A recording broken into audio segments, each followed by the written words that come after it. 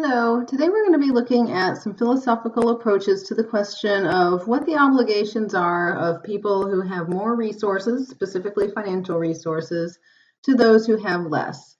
So we'll be contrasting two philosophers, the first of which is a utilitarian philosopher named Peter Singer, and then we'll be contrasting him with another author, John Arthur, who writes a response and a critique of Singer's work. So before we get started on going through Singer, what you need to do is go to Moodle and watch the video that is entitled Peter Singer's Ethics. If you're having trouble streaming videos through Moodle, you can use this link right here that I've provided, and you can get that on YouTube as well. It's about a 10-minute video, and it just features Peter Singer explaining in his own words what his basic ethical standpoint is. And I think it's better for you to hear that from the horse's mouth than it is for you to hear me explain Singer when we have him explaining his own philosophy very well for us. So if you haven't yet watched that video, stop right now, go do that, and come back to me for the rest of this presentation. So in the reading on famine, affluence, and morality, Peter Singer is beginning from a starting point of sort of a wake-up call that he received in the form of a global crisis that occurred at the time that he wrote this text in the early 1970s. So what he's responding to is an earthquake in India in the Bengali province in 1971, which resulted in a lot of really long-term problems, not just the immediate chaos and destruction that comes from an earthquake, but the compounding facts of poverty and other issues that really made that a large long-term crisis for that region.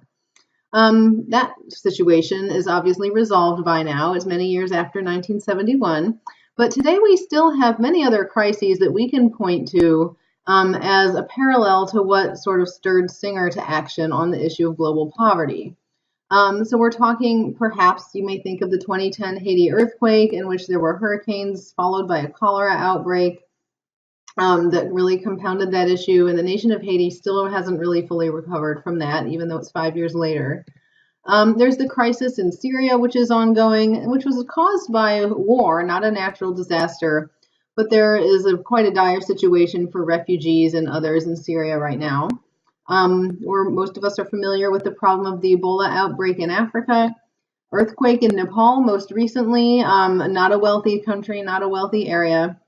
And then we have sort of these chronic issues of small-scale flooding and persistent drought and other issues, basically getting to the point that even absent big catastrophes like an earthquake, a hurricane, or an infectious disease outbreak, we can all point to a chronic problem of extreme poverty around the world. So when Singer is looking at the question of global poverty, he's looking at what we call absolute poverty. And that's what he really wants us to look at. And he wants those of us who are not living in absolute poverty to think about what we can do for those who are suffering.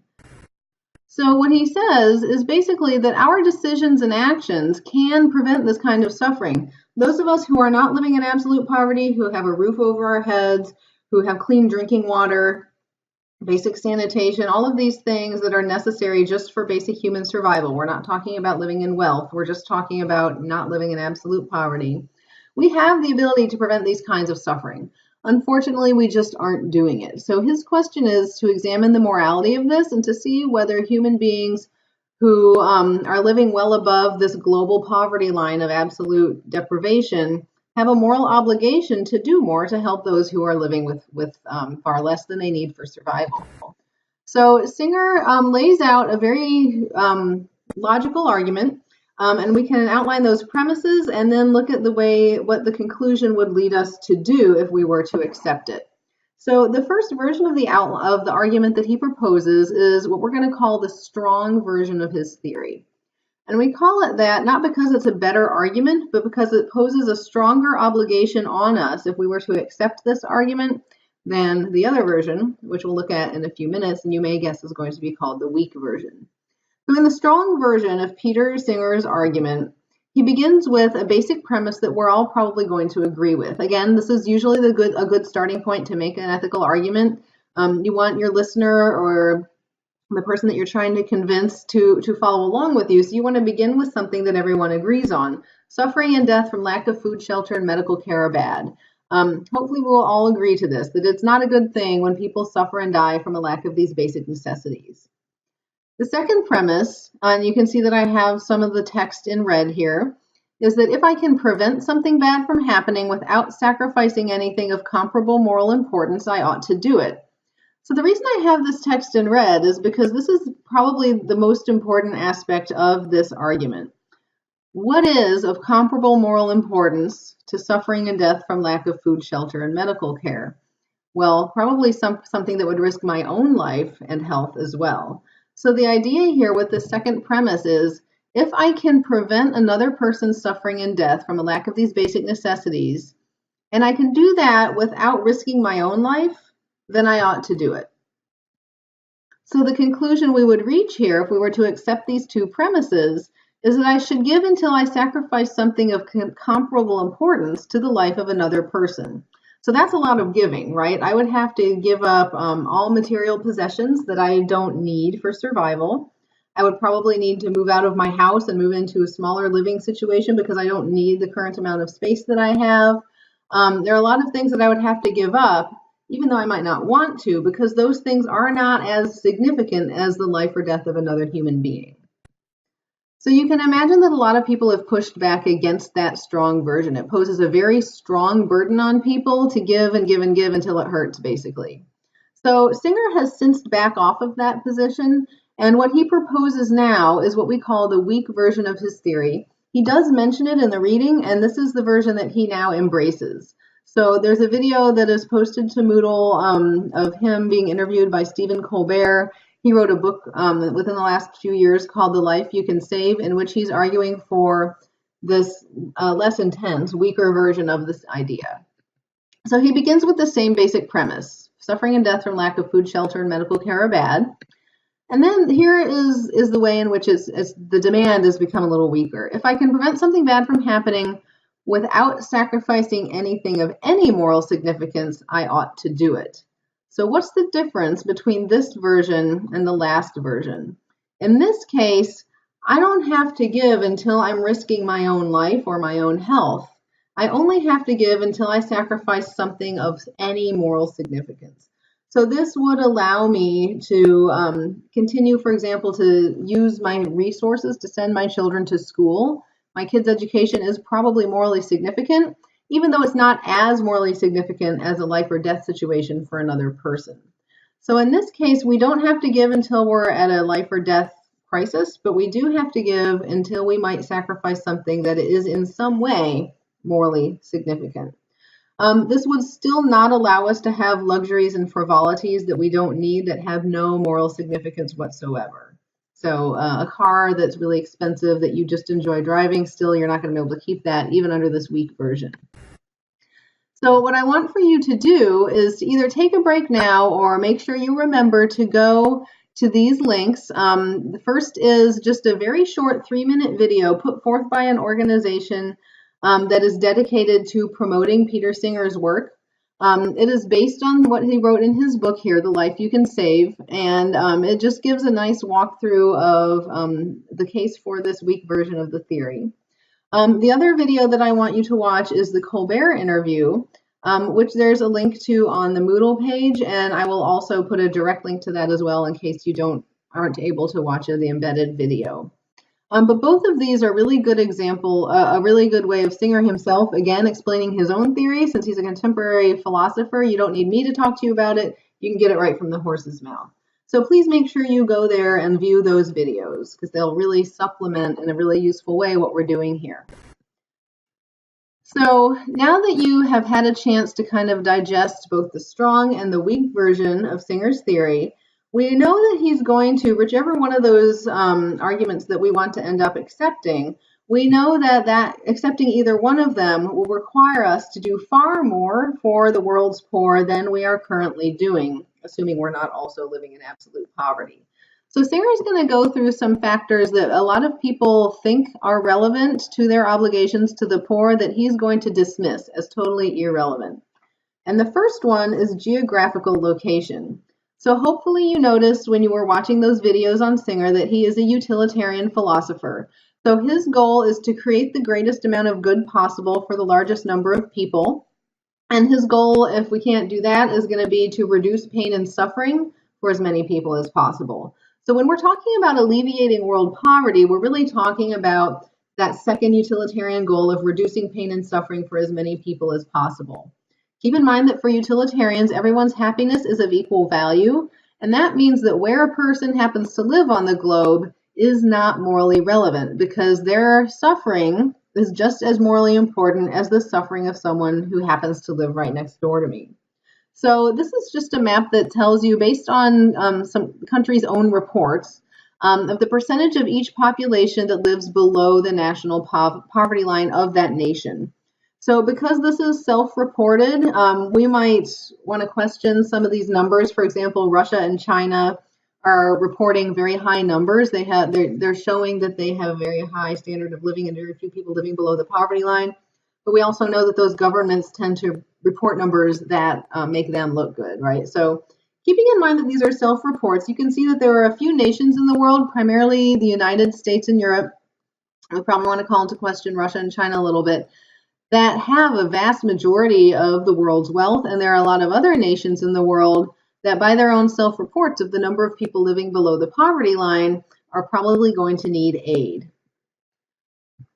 Another factor that's not relevant to moral obligation is whether other people are doing what they're supposed to do. So this is one thing that people have really strongly criticized Singer for, is why should I give? Why am I under this heavy moral obligation if nobody else is doing it? It doesn't matter to him. If something is right, then you should do it, regardless of whether other people are doing the right thing or not. So the other idea here, wrong is wrong, even if everyone is doing it, right is right, even if only you are doing it. In other words, my moral duty, my moral obligations don't depend on whether other people uphold their moral obligations. I'm just responsible for me.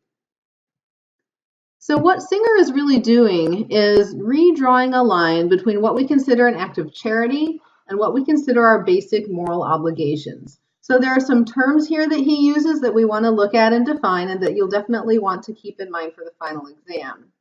So when we say something is our obligation, what we mean by that is this is kind of the minimum required to not be a bad person. So if we have sort of a basic minimum moral obligation, that means if you don't meet that obligation, you are doing something unethical. A good example of this is we have an obligation not to kill each other, right? And if I don't live up to that, if I kill someone, I haven't done the minimum required to not be a bad person. So moral obligations are the bar is pretty low for those. They're just the basic minimum we need to do to be decent. Supererogation is like moral extra credit. It's good to do, but it's not required to do. So you can think about this kind of like getting extra credit in a class. You don't have to do that extra credit, but you get bonus points if you do. That's like supererogation. So usually we put giving to charity and helping the poor in this second category, the category of supererogation. We say that it's something that's nice to do. You definitely get extra stars in your crown, right, if you do that. But we wouldn't consider someone necessarily a bad person for not doing it. That's our normal way of looking at it. Singer is going to ask us to change the way we think about this. According to Singer, aiding the poor when you have an excess of resources, and again, keep in mind what he considers excess is anything that's not reducing you to a pretty minimal standard of living. If you have an excess of resources that you're just using on things that you don't particularly need, you are actually not meeting your minimum moral obligation, because you ought to be preventing the death and suffering from lack of basic food, shelter, and medical care that we know people around the world are experiencing. So this is a big shift in the way we think about charity. It is no longer a special bonus thing that you do to be extra good. It is now, he says, something that we are morally obliged to do. And if we don't do it, we haven't done the minimum required to not be a bad person. So you can imagine that Singer's theory is not very popular. It didn't go over very well in the 70s when he first proposed it. And that's one of the reasons why he has kind of backed off a little bit and proposed a weaker version of his theory. So in this text that you have for today, he does anticipate some of the main objections to this idea. The main objections are that it's too drastic, and you probably already thought of that. This is a very drastic revision of the way we normally think about charity, that no one will actually do it, even if he is right, who would actually do this. The idea that maybe it's not the individual citizen's responsibility, but it's the job of the government. And then that maybe the real issue isn't poverty, and we would be wasting our resources trying to address poverty if we think the true issue lies somewhere else, like education or population control or something like that. So Singer in this text is aware that these objections exist, that people have raised them, and he's got a response to some of them that I just want to briefly walk you through so that you can see that he has anticipated them. First is that just because this is very different from the way we normally think about things, that all by itself doesn't make it wrong. It could be that our current way of thinking is horribly misguided. Secondly, his response to the idea that no one will do it is very similar to what we already talked about, with the idea that just because people aren't doing it doesn't mean that we shouldn't do it, right? People can do it, they just don't want to do it. So that's why we need a philosopher like Singer to make a case for why we need to do this. If you think it's the government's responsibility, it may be true that it would be very nice and good for governments to step up to the plate here. But for Singer, that doesn't get you off the hook. So if Singer's putting forth a case for personal ethics, he is not putting forth a policy argument for what governments ought to do. He's focused on what individuals who have more than the basic minimum that they need for survival owe to individuals who don't have that basic minimum necessary.